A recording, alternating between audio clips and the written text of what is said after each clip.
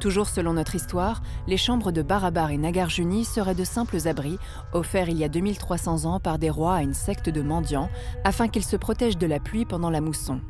L'affaire est pour ainsi dire classée.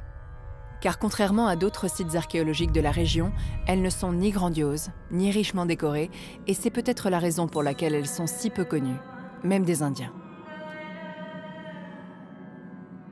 Mais c'est l'arbre qui cache la forêt, car lorsqu'on les investigue en profondeur, elles se révèlent si exceptionnelles qu'elles pourraient constituer les marques d'un passé de l'humanité très différent de celui que l'histoire nous rapporte. Parce que nous ne possédons aucune archive concernant la conception, la fabrication ou la fonction de ces chambres. Parce qu'elles sont uniques, jusqu'à preuve du contraire, de telles prouesses n'ont jamais été reproduites ni en Inde, ni ailleurs dans le monde.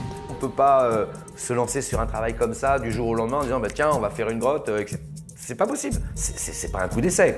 Parce que les inscriptions les plus anciennes parlent de donation et non de fabrication.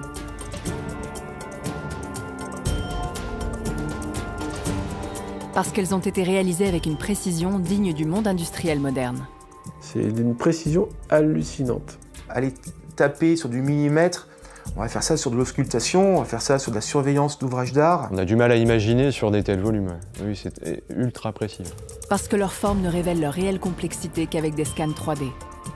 Effectivement, on ne suit pas une forme parfaite, mais on suit une répartition, un volume symétrique parfait, qu'on soit à droite, qu'on soit à gauche, en haut ou en bas.